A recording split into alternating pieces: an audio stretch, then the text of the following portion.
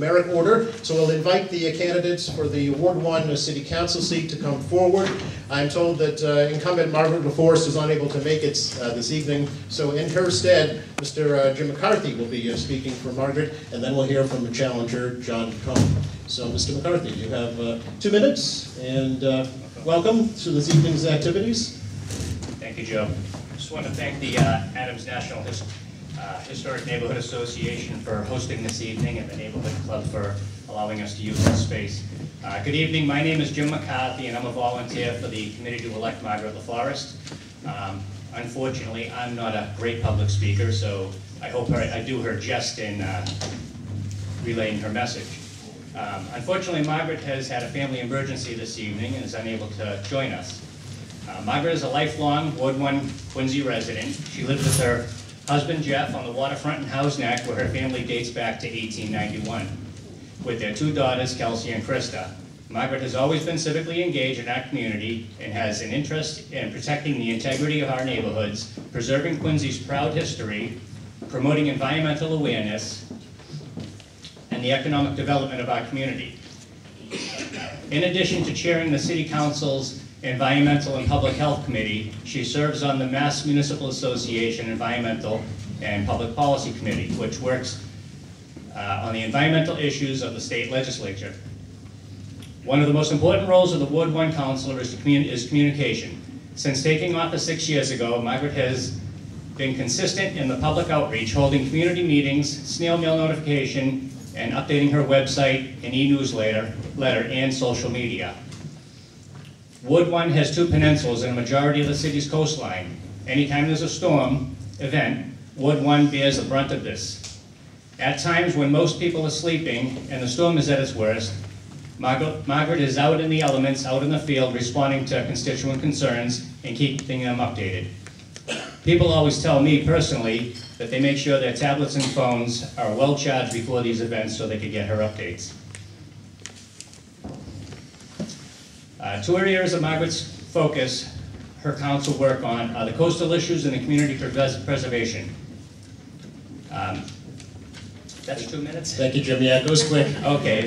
If I could answer any more questions or you'd like to meet Margaret, there is a meet and greet this Thursday, 7 to 9 at the Hofbrau, so I just want to thank you. Thank you very much, Jim. Appreciate it. Mr. McCone, you have 2 minutes for your opening statements. Good evening, and thank the Adams Historical Neighborhood for hosting this. My name is John McCone.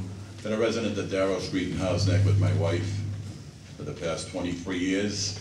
I've been an operations manager in telecommunications and IT for several years, with my whole focus being on responding to emergency type of calls. I've been involved in several national emergencies, recovery from and all that, both on scene and remotely, and have managed people for many years. You know, I've become pretty adept at identifying problems and fixing them before they happen, but you can't always be ahead of everything. So I've also learned how to fix them when they do happen and then put in preventive measures from happening again.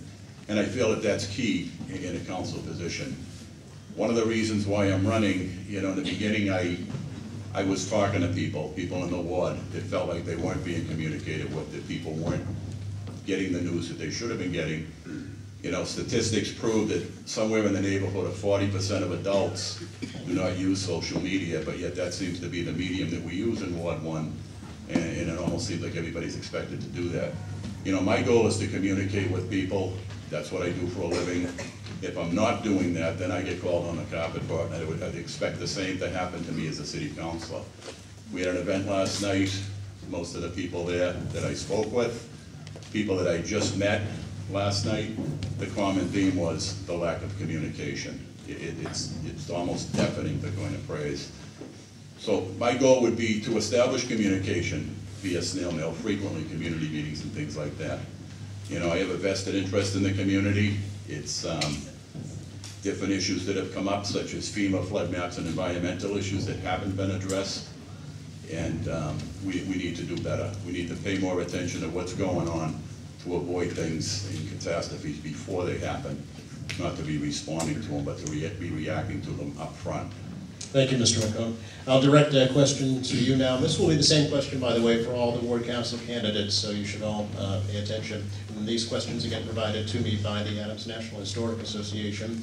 And the question, Mr. McCone, is, what is the most pressing issue that needs to be addressed in your ward? What actions do you, as a ward councilor, plan to take on this issue? And you have 2 minutes. As I mentioned, communication is severely lacking. And I think from that stem all kinds of problems. We've had people, a man I talked to last night, corner of Russell Park in Southern Artery, that has a bad situation going on in a vacant lot. It's been vacant for about 15 years. Reached out to the incumbent city councilor. They've been reaching out for years and has not got a response. Another woman that was concerned about snow on the sidewalk over the winter, several phone calls, no call back. These are elderly people. One of them was an elderly person. There's disenfranchised people that don't have the communication necessary. I mean, I actually attended a meeting where an announcement was made about something, and a woman piped up and said, well, I didn't hear anything about it, and the response was, well, it was all over Twitter and Facebook, and the woman said, well, I don't even have a computer. So these are the type of things that we deal with, and I'm sure there's a lot of people in this room that don't necessarily pay attention to social media. And I think when we use that as the sole vehicle for communication, we're leaving out a huge demographic. So for me, the FEMA flood maps, that was a lack of communication.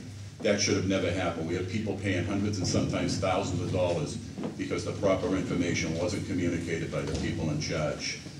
There are other things, you know, as well. I know time is limited. You know, being proactive is another issue. You know, ahead of the snowstorms, they could have done a lot better. Granted, we got all that snow, but at the same time, you know, they could have been ahead of the second storm, and there wasn't a plow in sight. So these are the types of things that concern me. Thank God nothing happened, but it was by the cooperation of Mother Nature more than it was by anything that anybody in my ward did. Thank you, gentlemen. Thank you both.